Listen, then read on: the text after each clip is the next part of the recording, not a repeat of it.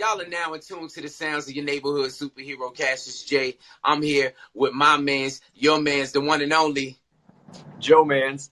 All day, every day, here in the building in Studio Talking tonight. We have a special guest that's a Baltimore native and has built his roots here in Virginia. There's nothing that this king can't do, and everything he can is done in a big fashion. Trust me. We're talking about a CEO of Prime Records, artist, entrepreneur, producer, engineer, and recording studio owner, just to name a few. His big hustle is one that you gotta respect in the ever-changing hip-hop game that's brought him the success he deserves. And with no further ado, I bring to you the one and only BeatStars. What's up, Big? What's good, Biggs? Appreciate y'all having me, man. I gotta give you them hand claps, bro. We gotta bring it proper, right? Everybody loves sound effects. Everybody loves it. Hey, listen. That's good. Hey, look, before we even get into this thing, man, we got a couple of things that we like to talk to the people about. Joe? Yeah, man. So, Biggs, welcome to the show, man. When we bring people on the Icon app, we like to introduce them to the app a little bit, too, because most people that have been here haven't been here yet. Not only does this create an opportunity for artists to connect with the fans and the fans to really get intimate with the artists, but there's also ways for artists to monetize their art. There's 3 ways you can do that on the Icon app. The number one way is if you go to my profile, you can see it. There's ways that you can set up your individual bookings where people can book a one-on-one with the artist, and you get paid for those bookings. You set your price, whatever you want that to be. The number 2 way that you can monetize your art here on the Icon app, you can charge admission to your streams. So it's like, what is the cover charge for my show kind of thing. So if you're putting on a show, if you're a DJ, if you're an artist, whatever you're doing, you can do your live streams, do your performance, and people could pay that admission that you set it to be. It could be $1, it could be $1 million, whatever you want to do. The third way that you can monetize your art right here on the Icon app is, even right now, there's a little $sign at the bottom of most people's screens if you're watching right now, and that is so that you can tip the artist as you're watching their stream. So you can put a $5 tip or $1 tip, whatever you want to put in there. When we do the Studio Talk show and we stream it live, we like to give the artist an opportunity. So you are our guest tonight, so you get to choose. We don't keep the money when people tip us. We give the money to a charity. So our guests always get to choose what charity, what cause you would like us to send that money to. So anybody watching tonight sends money our way. Where do you want it to go, Biggs? CHKD. Oh, yeah. All right. That's what we're working for tonight then. Hey, Jay, you want to type it in the thing there so everybody knows what we're doing tonight? This is who we're working for. So that's where all of your donations are going to go. Tip us as we go tonight, and then we'll make sure the money gets where it needs to be. CHKD. Yeah. That's right. You want to tell us a little bit about that cause so people know? My daughter was premature, so she was there for like the first 3 months of her life. So, and they took really good care of her, and now she's healthy and getting on my nerves. So, thank you. Yeah, thank you. That's a blessing right there. You know, I always give back to them though. Like whenever I can, I just make sure I just put it there. Awesome. Hey man, that's why we create this opportunity too. So, hey Jay, you got some news for us tonight? Hey man, I definitely got some news. First and foremost, God bless your daughter, man. We all got a reason, right? Now we all got a reason. Yeah, my son and my daughter is my everything. That thing is ill. So, brother, thank you for telling me about this news. But let me go ahead and bring y'all into the news. Let me give y'all the scoop with Tuesday Studio Talk News. And it goes a little something like this. Wake up, goddammit. Here it is. Tonight's news. I see we got a bit of family feud going on between Benzino, who's mostly known for his once being a co-publisher of Source magazine and his notable rap beef with Eminem, and his daughter. Now, the beef between the daughter is also between him and a artist by the name of Royce the 5'9". The new rap sensation Coi Leray is the artist that is his daughter. Most people don't know that's his daughter. But the website Hip Hop DX reports that the two are having family problems, which is playing out on social media due to the past rap beef. And I quote, Leroy was thrown into the middle of an ongoing beef and feud between Benzino and rapper Royce the 5'9" in January. And Royce the 5'9" insinuating that she had daddy issues. So The feud is seemingly due to her father's relationship and bad relationships with rappers, and it would seem that Coi Leray is having none of Benzino's past ruin her music's future. And she's expressing that to the world through social media to make sure there's no mistake. So lesson to be learned here today, folks. Keep family business, and don't let that go over your head. I'm Cassius J, your neighborhood superhero, and this was your Tuesday Studio Talk News. Let's do this. Oh, let's go. See, Jay, see, this is the first time we've done a news segment. And like, you know, like we can always expect, Jay's going to hit it out the park at everything he does. And now, you're so smart because you're digging into the news. We're going to put the news to the test tonight, and this is something new. We've always done Lucky 7, but we've never done it this way before. Never. Lucky 7 has always been 7 questions between me and our guest. But tonight, these 7 questions are going to be between Cash and our guest. So I'm asking the questions tonight. And quite honestly, I'm thankful for that because I'm about damn tired of losing. My record ain't good, Biggs. My record ain't good as being nice.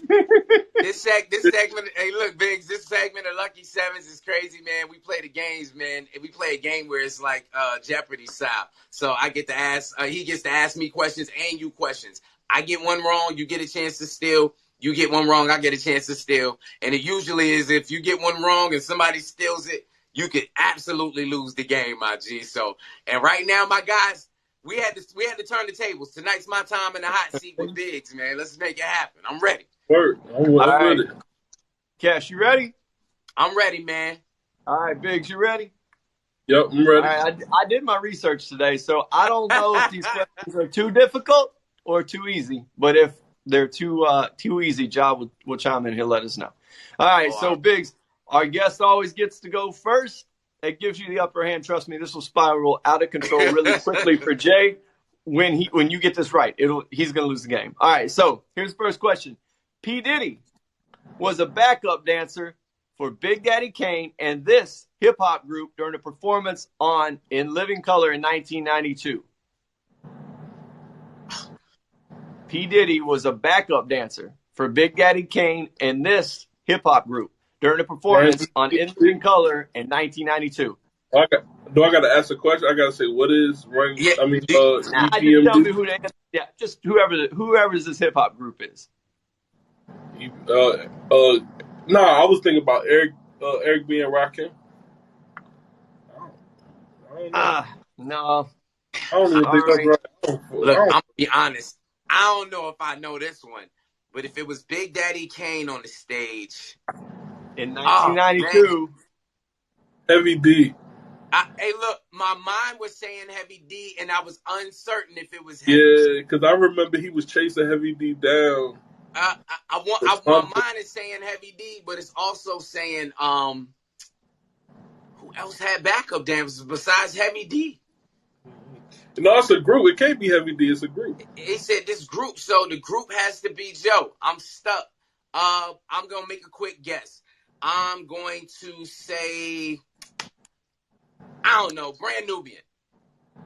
All right, so check it out. If you're watching right now, let the guys answer the question before you try to give it to them, please, because it could give it away, and then I don't want shenanigans being called when I'm asking a question. I call shenanigans when Jay's asking the questions, but please don't give these guys an advantage. All right, so it's Heavy D and the Boys. Heavy D and the Boys. See, I was confused about that. The way you wanted to answer, but it's cool. Heavy D and the Boys. Okay. Because Heavy D was his thing, but Heavy D and the Boys was the group. You're right. Together. You're right. You remember Heavy D and the Boys. You're right. You're right. I'm mad I missed that. Yeah, that's a tough one. I could have guessed that. The Boys. When you're in the hot seat, everything's turned around. Oh, by the way, the song was "You Can't See What I See," and the performance also featured Tupac, who was obviously unknown at that time. Wow, that's tough. How about that? Say that one more time. Give me the question one more time. No, I was giving you the answer still from the first question. Oh, I thought he had the question. I was adding to the knowledge that I'm, bestowing on you tonight. So this is what I call added value, extra credit. Hey, look, I'm so on edge. I'm thinking everything the question right now, man. Let's do Simmer it. down, Jay. It's gonna be all right. I'm there. All right, here we go. Now On. this question is for Cash because you know, you had your turn. All right, here we go. This former Goody Mob member, who was also the youngest of the group, sang backing vocals on TLC's 1995 hit Waterfalls. D-Lo. It's CeeLo. Yep. I'm about to say it can't be nobody but CeeLo. Let me go ahead and get that hand clap right quick. Yeah, let's go. All right. Well, it's one for you and none for him, but here's the comeback. Here we go. Biggs the comeback kid right here. All right. Unbelievably. Now, I think you'll get this one, Biggs. I really think you will. Unbelievably, this artist has never won a Grammy for his own work, but he's gotten one for co-writing Will Smith's Getting Jiggy With It. No way. I think I know You this. got to first think about those artists who Jay-Z? deserve Grammys probably and ain't got one yet. So Jay-Z? Was it Jay-Z? See, it was no, it wasn't Jay-Z. And I want to say I know this, but I could be wrong. So I'm gonna go on and say Rakim. No. Really? No, Biggs was closer. Biggs was actually closer. It was Nas. Nah. No. I heard that, but I heard that was also not true. But I ain't want to say that. I heard the rumor that Rakim wrote it and Jay-Z wrote it. So yeah, I'm with you on that one. I'm with you on that. We should have all three of them on the studio talk and ask them ourselves. We need to get them that. We need to get them here so we can ask them that for sure. I slid into Rakim's DMs. He ain't hit me back. So if anybody knows somebody. Oh, you slid into Rakim's DMs. Don't slide in Rakim's DMs. Not like that. Not like that. Not like that. All right, I'm ready. With I'm the ready. studio talk invitation. Come on. All right, here we go. This question is for Cash. All right. Let's go. This rapper admitted that Shakespeare was a big influence on his work. So much that he used a direct quote, "Something Wicked" from Shakespeare's Macbeth as a title track on his debut album. Something Wicked on his debut on Shakespeare. I know this. And you say it one more time. You said he said what? He named, what was the title track? Yep. Something Wicked. Something Wicked is a track on his debut album, which is a direct quote from Macbeth. Something Wicked. Oh, man. I know that Jay-Z has definitely said that, you know, Shakespeare was like that at one point in time. I've heard him reference him. I've heard Kanye reference him too, but that wouldn't be the guy. Shakespeare. Damn. That's tough. I don't know. I'm going to honestly say I don't know. I'm going to go with All right, that. Biggs, this goes to you. This is where we leave it. You want me to read it again? I was going to say Jay-Z too. I thought it was Jay-Z, to be honest. All right, so if the debut album was titled Tupacalypse Now, the artist would be Tupac. Damn. Am I glitching on you guys? Yeah. Nah, I didn't know that one. Yeah, did you say, you didn't say Tupacalypse though, right? I don't remember him saying Tupacalypse at all. No, I gave that to you after. I mean, that would have gave away the answer. I mean, come on. Okay. Yeah, that would have gave away He the answer. referenced Shakespeare though. He do. I do remember from a documentary him saying something about it or something too. That's crazy. Yeah. I just remember Jay-Z talking about, I remember listening to Jay-Z talking about Shakespeare and all that good shit. But go ahead. We ready. It's on you, Biggs. Right. It's yours. So the score is 1 for Cash, 0 for Biggs. Biggs, this is your question right now. All right. Respecting his mother's wishes, this artist's debut album, The Block is Hot, is almost curse word free. Lil Wayne. Lil Wayne. That's right, Lil Wayne. So now the score is 1-1. I'm sitting there. I'm like, oh, that's easy. That was an easy one. That was See, I knew that we would have a low score by now, so I was trying to see what was going to happen. All right, here we go. All right, well before the success of the Fijis, this artist was booed off stage during a 1987 performance at Amateur Night at the Apollo. That's Cash. And is it The the Fugees. Fugees? The That's Fugees? it, the Fugees. Fugees is what I meant to say. Is Fugees. it shit? I almost want to say, I think I know who it is, but I want to say that it was Lauryn Hill. That's your final answer. Yeah. You got it right, my friend. Yeah. Let's go. All right. Let's go. 2-1. Here we go. This is a close one right here. And this is lucky 7, so this is 7th question. And I got a tiebreaker if we end up there. All right. This artist won in the Apollo vein here, right? So, Biggs, is for you. This artist won Amateur Night at the Apollo 4 weeks in a row while wearing a top hat before his first album even came out in 1993. Oh, shit. When I tell you, you're going to be like, that's the guy. 4 weeks in a row. I think I know who this is. I want, and you said what year was that? No, his album came out later in 1993. Damn. So it was prior to that. 4 weeks in a row wearing a top hat. Yeah, I don't know that one. I ain't 4 know. weeks. Not somebody you would expect to be wearing a top hat at. I was finna say T-Pain, so that's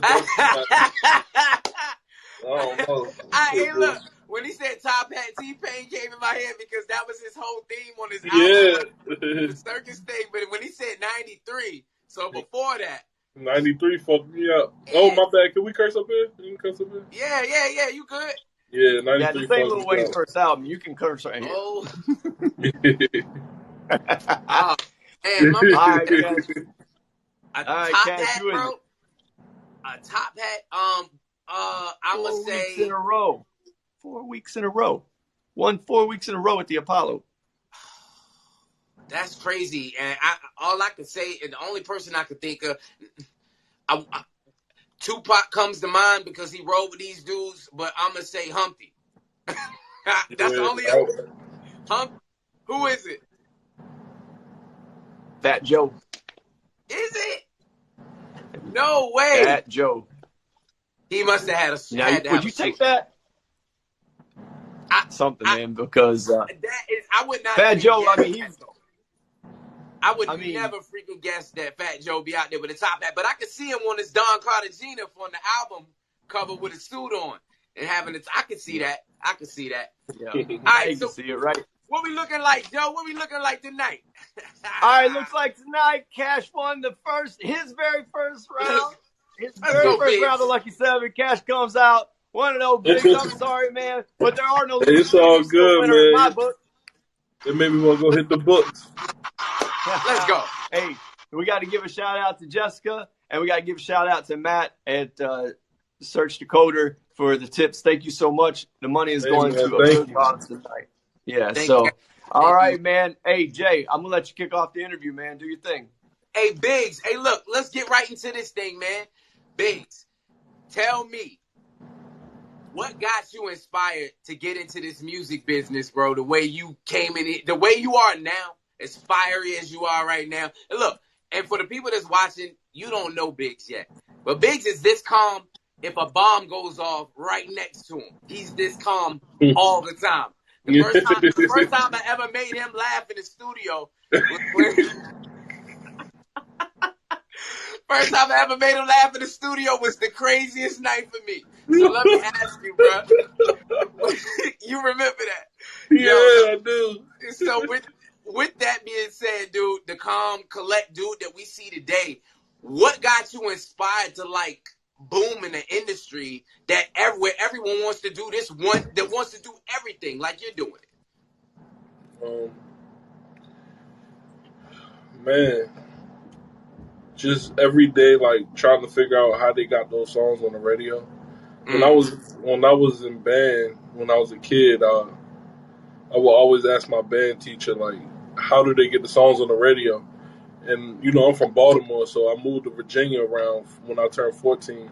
Yeah. Like 13, 14, and then I started producing with FL. And then, I was thankful enough to be around like the Bridle Creek area where Pusha and Pharrell and everybody was making all the noise and stuff, and just grow up as a kid in that scene, in that environment, and Yeah. being influenced by it all. That's what's up, man. Just to hear that type of influence, it shows in your work, man, and your work ethic. So let me ask you this, man. What gave you so much or so good of work ethic when you're in the studio, bro? Because when I'm in there, when anybody's in there in the booth with you, I've seen you give direction. I've seen you work studiously, and the way you give your direction and the way you can mold a song, man. Like, where do you get that from? And what's inspired you to work so diligently on that portion of being an engineer? God gave me the gift of focus, man, and like being able to just get things done. Like, I always been like that. Like, I'll make sure I finish one task and do it really well. You know what I mean? So yeah, like that mixed with the industry, and then with music, and then with my dad and my mom, they just work relentless. Like, yeah, they like, but that's a gift and a curse too. So it's like, because I had to figure out how to balance my time with my kids and, be able to be there for my family and build on that at the same time as doing what I love to do every day. And then, I did this young. Like, I was 18 when I first, like, went all the way in. It was like I quit all my jobs. I was like, I'm doing this, and this is it. So I ain't had a job. I ain't had to hustle nothing. yeah, Since 18. So, like, to really just figure out what I want to do with my life and understand how to do it at such a young age and be able to, like, live through it all and be prosperous through it all is God. yeah. Did you get hella support from your family, your mom, your dad? Did they support that? Did they want you to go to college, or what was that? Was there a pushback on you? Yeah, my mom, my grandma always supported me, but they even, they want you to get a job. My mom, she didn't want me to, like, just do it. She was like, have a backup, do this, do that. But I learned early that people will put their insecurities on you and things that they think they can accomplish on you. So once I kind of understood that philosophy of life, then, it was smooth sailing from there. I pretty much knew what I wanted, and I just go after it. And then now I just, like, it just takes time to groom it. Still being a young man, trying to understand how to be a man in this world and find my space. It's the same journey through different eyes. You feel me? Absolutely, man. Because I totally understand that feeling. We get plenty of people that come up here and they talk about, their grind, but how important they talk about their grind from where they started to where they are now, right? And some people are like in that midway successful portion of their life, so, where they got a job, they're balancing job and music, right? And then you got some of those people that are fully immersed into the music, and that's all they do every day. It doesn't matter if they eat the peanut butter and jelly sandwiches every day. They think that grind is what it takes right there to starve every day to put your focus into only that. Do you think that when people say you have to, I've heard this said, and I've heard this said by a lot of people that I would think are big hip hop artists, that you got to stop whatever you're doing, stop working, stop doing whatever you're doing to be successful in this music career. Because if you don't give it everything, it's not going to give it back to you. Do you feel like that's true? That everybody has to drop everything they're doing and do this one thing and focus on that, or else? Well, scientifically, you can't do two things at once. The brain can't multitask. So it's common sense. You got to do one thing at a time and do it well. Now, I ain't saying you can't talk and walk at the same time, but make it make sense. You feel me? Make it make sense. You sound like my brother Guns. He said the same thing. He said you got to find that thing you do and do it well. He's saying that not saying that you can't do two things. Saying that, in order to do the one thing well, you have to put your focus and your energy into that. And you gotta, like, I ain't gonna tell you quit your job, but if you're gonna go out and work for yourself, you gotta have hustle. If you don't have no hustle, you better find some hustle and then quit your job.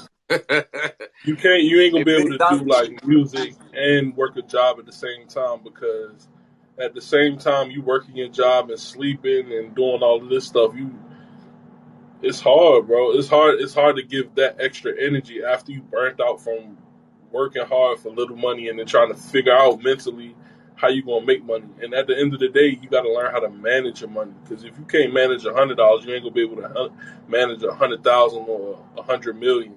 You're gonna do the same thing, have the same problem. So you got to just learn how to manage your money, balance your time, and you'll be all right. They say it's insanity. They say it's insanity. You trying the same thing at a different time, expecting a different result. That's insanity. But my bad, Joe. I didn't mean to cut you off.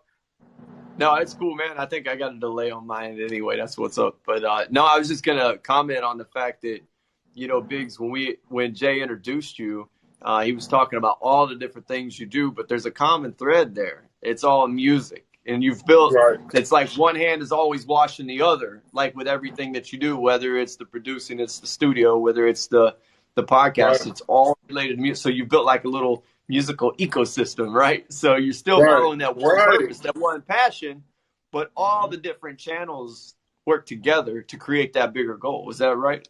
Exactly. Yeah. And that's why I help artists, like I do consultations and teach people the way, like, of how to maneuver and how to build them systems for themselves. So that way, you know, instead of waiting for the label to press the button and make you blow, you'll already have your own button created, collecting your own data and understanding how to process that data. I love that. And that's, you know, what's funny is I'm not like a big music mongol, right? I haven't been, like, I've worked in the music business, but this is what I've always told Jay, and I tell in my marketing business and every client that I work with, they're like, yeah, but are you like an auto dealership agency? I'm like, look, it doesn't matter if you understand the principles that make it work. You can put the thing in the box, right? All you need is the foundation. Put the thing in there and make it work, man. So you got the formula for success. It doesn't matter what the thing is, because you've got the principles. Principles don't change, right? I can and it's always going to be some things that stay the same in life and some things that's always changing, and that's exactly it. What you're saying is, it don't matter what the product is. I can understand how to move. Yeah. Whether it's an artist or just a toy or a napkin, a graham cracker. A hustle. Because when you go into offensive and defensive marketing, and then when you start understanding strategies and UX design and how you could just twist the cracker just a little bit and you might increase sales 10%. Once you understand stuff like that, it's the same thing with anything. Life is marketing. You're right. Hey, look, speaking of marketing, you know, what has gotten you your notoriety in your music business, whether it be your studio, your music, your engineering? How are you getting your notoriety out there? How are you marketing yourself in a way that's kind of, I guess, conducive to today's climate? Quality work. And are you putting that out in abundance, or do you map out? You just go to my website and that's it. I send all my traffic to my website, and then people can understand who I am. But nah, that's it. I don't really like run too many ads or do too much guerrilla marketing. It's really word of mouth. How'd you hear about me? Oh, when I found out about you, word of mouth. Di came and hit me up, was like, hey, you need to go check out BeatStars. Let's go check him out. And the day that we came to check you out was the day that we ended up staying and recording that day. Right. And then it had been on ever since. And the same thing with him. He'll probably tell you the same story somebody told him about him. So it's been the quality work that I can produce, the energy I give off, and, you know, the experience I can provide, and the knowledge and just the know-how. Yeah. Hey, funny moment, though. What's the funniest? What's the thing that you hate the most that an artist does in the booth when you're trying to engineer some work for them? Not telling me what they want. Like I want to know. I want to share the experience with you. I don't like just me doing all the work or you doing all the work. I don't want you to tell me everything, and I don't want you not tell me nothing. Like, I want to be in there and share the experience with you. That's it, for real. Just let me live with you a little bit. That's all. That's super important, man, to live with the music though, because I feel like this about products, right? I see people use products all the time, and Joe, I know you can speak to this. They probably don't even use the product, even though they sell the product, they don't even use it, or they don't really have a love for the thing, right? Right. And now, Joe, I want you to follow up on this one because I know you know a lot about that. Biggs, how is it when people come in with music?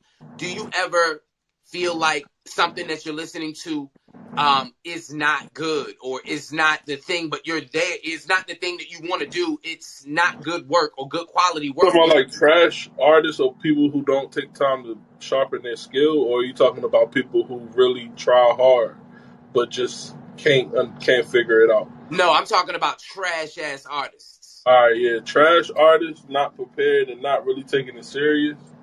I love them because they come in to have fun.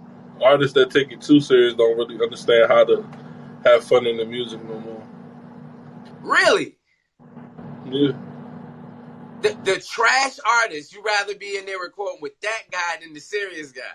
Yeah, that's just like me being a pastor and then I'm going to a whole bunch of people that know about God already. I think I understand what you're saying, but it's hard because I'm gonna make them better. I'm gonna make them better. We can be able to try different stuff with them. Like that's the thing. That's the thing I like. I can experiment, and that's what me being a human being is all about. That's an interesting side of that, Joe. But that makes a lot of sense because Biggs, it talks about what you just said before that, and it's that creative space that's created between what they've done and where you can fill that gap with your talent. Right. It's the little spaces in life when you can live in those spaces and kind of understand what's going on and kind of just breathe and be able to maneuver around that space. It's a beautiful thing. It's like it. Biggs, are you saying that you could turn any damn trash into treasure, sir? Is that what you're saying? I definitely can, bro, because I hear the finished product while everybody is listening to what's being produced. Damn. Right. I see that. And that's what I do with marketing. Oh, me and Biggs are the same people. Yeah. Yeah, bro. Hey, that whole thing with the market, I'm trying to tell y'all, man, to be able to see the vision though, be able to see the vision in its entirety before anyone else can see it is usually how the greats work. If we're gonna be honest, that's usually how human beings work. As children, we already do that. Yeah, hey, look, I do believe that we're all born with a greatness. It's about tapping into it, right? Right. Because understanding and seeing, I'm talking about seeing the vision. As a kid, you have imagination and you can see the vision. Mm-hmm. As you get older, you get farther away from the vision. Some people. But that's why self-reflection is the best thing for anybody. And I agree. Learning yourself more and then understanding yourself more and taking yourself to another level. And how often does Biggs do that every day? That's all I do every day, honestly. Just try to take it up a notch. No, I self-reflect and I improve myself. Yeah. So how hard is that in the midst of being a father, running all these different types of businesses and still trying to, give your all to the craft? How hard has that been to balance? Not hard. It was hard when I was trying to do everything I was trying to say I was going to do. But once I started doing everything I wanted to do, it's routine. Yo, you sound just like Joe, man. Y'all talk the same, bro. Hey, Joe, that same shit that you say, Joe, he's saying it differently, but he's saying the exact same thing that you say. I'm trying to tell y'all, y'all two were in. My dog, we got to get up. Listen, I'm trying to tell you, great things happen. You sit in the room with that guy. There's no question. Almost kind of like how when we get together, Biggs, I would like to say. Yeah, bro. The energy is always love, bro. It's always different, bro. And I can appreciate that space, bro. Every time, man. I tell you one thing I super loved about being in your presence and in your studio, man. And this is just on some real bro shit, right? The energy that you give off is what somebody is definitely putting out to you. You're definitely reflecting that same energy. I'm telling y'all, in the big studio, if you come in there and say nothing will get said. I guarantee you. He gonna say, "You ready?" You can say, yep, let's do it. And then it's all button pushing. But that energy that you bring into the soul of this heart, the heart of this thing we call hip hop, it's about appreciating that shit, having fun with it, and getting in the booth and just doing the thing you know you can already do. Big, you bring that shit out of artists. I'll be the first to say that. So for all of y'all listening, Big. Thank you, man. Thank you, brother. He definitely is the dude that you want to sit in the engineering booth with. You want to get in there and take his direction. I'm trying to tell you. Hey, look. Try, man. I appreciate people and I appreciate their music, man. I really appreciate that compliment, bro. That's love. For sure, man. And so where's BeatStars now? I know you got the deal with Sony. Right. Yeah, you want with tell Sony us and BeatStars. Yeah, I'm actually about to resign. Like the year's about to come up, so that was a dope situation. They hit me with an email, and I was like going back and forth with them for like 2 months. Yeah. And then I started talking to the A&Rs and meeting people and stuff like that, and just understanding that it was a real thing. So I was like, okay, let's do it. Got my lawyers to look over the contracts and, just, as you say, take it up a notch. Start learning a little bit more about marketing and understanding, like, just how to make things a little more contagious and catch on and, just understanding what this game has and with like I said, what space I can live in. That's it. And when you joined, like with joining BeatStars, right? Like what was that business for you? Like, so you joined BeatStars to just put your beats out? Were they putting out your music more? Were they giving you more? So one, I get creative services, of course. They collect my royalties across the world. So they're my publishing house. And then they provide me with placements. Like I've made beats for, like, in the past year, we didn't send beats off to Wiz Khalifa,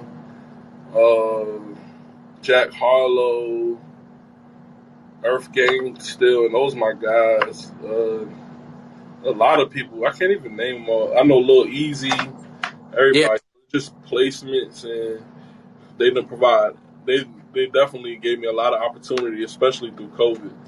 So, and just understanding, like, how the industry works and how their company works, and just how to build my company to work more efficiently. Yeah. They told me a lot. Did I see that you can actually go to your website and buy beats that you produced from your website? Did I see that? Yes, sir. Of course, you got to. You can buy beats on the website, do consultations. Yep. You can get on my podcast. Just go to the consultations, and they'll have the options for that. What else can you? Oh, my merch. I got a lot of, like, merchandise up there. So the BeatStars logo. Yeah. Well, we got a line called Endeavor. We got Endeavor hoodies, Endeavor caps. And this is a 2-part line that I have. Endeavor was the first part, and then Persevere is the next one I'm coming out with. So, you got to endeavor to persevere. You got to give it a try in order to get through. I love it, man. How important is that to you to get that merch out and get people to actually understand that message that's coming through on your merch? Are you really super active in the merch side of the business, the music business? Yeah, and the more, like, I learn about actual fashion and understanding it, I actually like it a little more than I thought I would, because I'm not no real big fashion guy. So yeah, and I love, like, just seeing people rock the brand, and then, like, people might buy the clothes in the middle of the night. You know what I mean? Like, just seeing the type of waking up to that money, like, is nice. Like, and then people loving the creation, loving how it feels. It's a beautiful thing, man. It's a blessing. Super dope, man. I see you out here making moves, bro. Like, how are you doing the balancing that? How does BeatStars keep everything in orbit, man? From employees to, how do you keep it all in orbit? God, keeping my health up, and, just a team, man. Like, my team is really good. We build my calendar. You got to live by your calendar. Like, if it's not in my calendar, I'm not doing it. So don't ask me. Hey, look, who don't know that? Yeah. Who don't know that? I stick by my calendar. So. That's super dope, man. Yeah, bro. Joe the Like, same way. Definitely. I'm the same organization, way.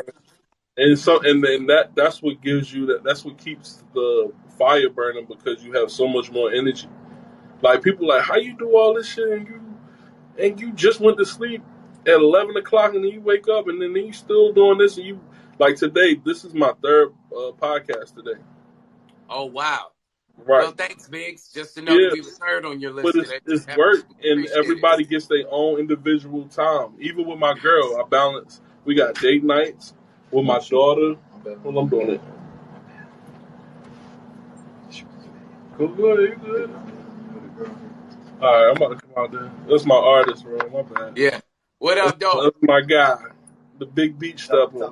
Yeah. Nah, Yeah. you all right, bro. You all right, man. But just giving everybody their time, being honest. I'm just like all the way transparent. Yeah. And, just, it does weigh on me sometimes because it's like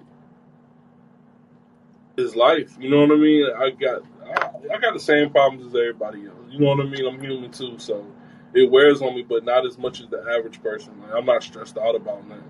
For sure. You know what I mean? So it's a balance, man, and I still work at it. It's not perfect, but it is. I mean, you're pursuing the thing that you love to do most. You've got a plan to be successful at doing it, and you have organization that helps you maintain balance. I mean, those are three key elements of living a healthy life, right? I mean, right, exactly, man. Now it's just you're about living the dream. building, right? And like my two biggest things right now is my weight and my smoking. Once I cut those things out, then I'm gonna probably be a beam of light.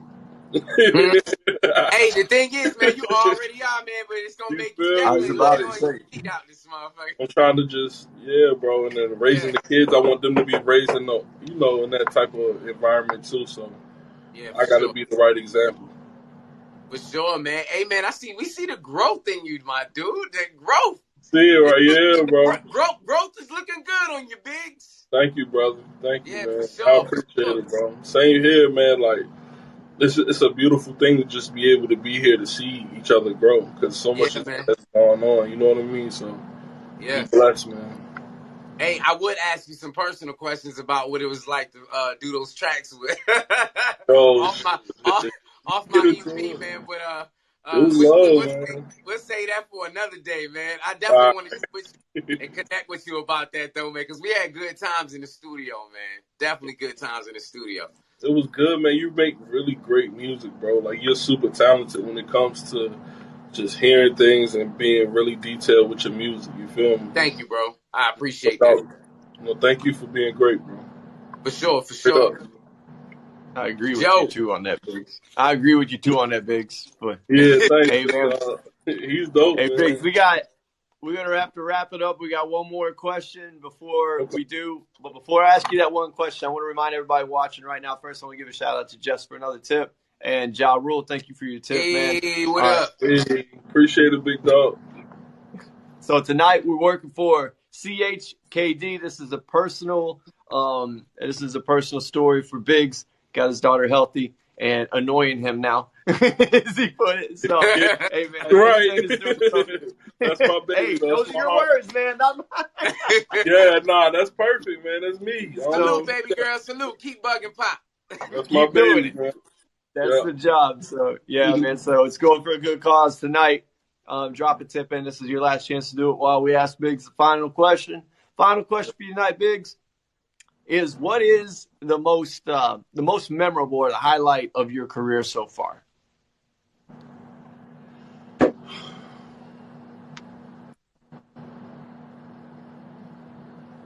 It's hard to pick one, ain't it? We should have probably queued you up beforehand. There's so many, man. Like this past weekend, we had such a memorable moment. Like my boy Beat Man, shout out to Beat Man. We had a beautiful weekend, like just developing beats and just planning stuff for the culture. But I would say, as far as on a big scale, between Bootsy and Earth Gang. Bootsy because when he came in the studio, he was just all the way him. Like that was the most transparent guy I ever seen. Yeah.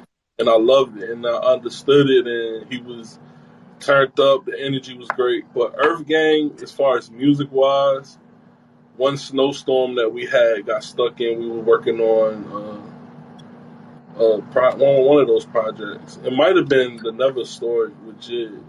I don't know, but yeah, we got stuck in the snowstorm, and they had instruments and everything. Like we would just start playing stuff live, and it was just a memorable session while the snow was coming down. Like it was crazy, man. It was crazy. So that's amazing. Hey, some of those best moments come out of like the impromptu opportunities, don't they? Yeah, it does, man. That's real. All right, Bigz. Hey, so before we tap out, go ahead and let us know where we can find you on social media. I know you said go to your website, so if you want to drop the URL here, let us know let everybody know where to find you. It's ThisisBiggz, BIGGZ, on Instagram, and it's ThisisBiggz.com. All right, so you know where to find him. You can get the merch. You can get the beats. You can get the podcast. You can get everything you want. The one-stop shop for all your music pleasure right here with Bigz, the Big Show. Yes, sir. They do it real big. Hey, Bigz, once again, man. Hey, look, guy, it's always a blessing to see my guy, my brother, doing something really big in life, dude. I wish you all the best. I wish you and your family great things, man, and success. I pray for y'all. And, dude, we get ready to take this thing home. Those of y'all that tuned in tonight, y'all tuned in to your neighborhood superhero, Cassius J. And I am here with the one and only, my mans, your mans, everybody's mans. Who? Joe Mans. All day, every day in the building with my mans, Bigz as well. And we thank you for joining us. Everybody, thank you for your donations. Thanks for tuning in. Thank you so much. Love you. And this is Studio Talks. Thank you. Peace. We out.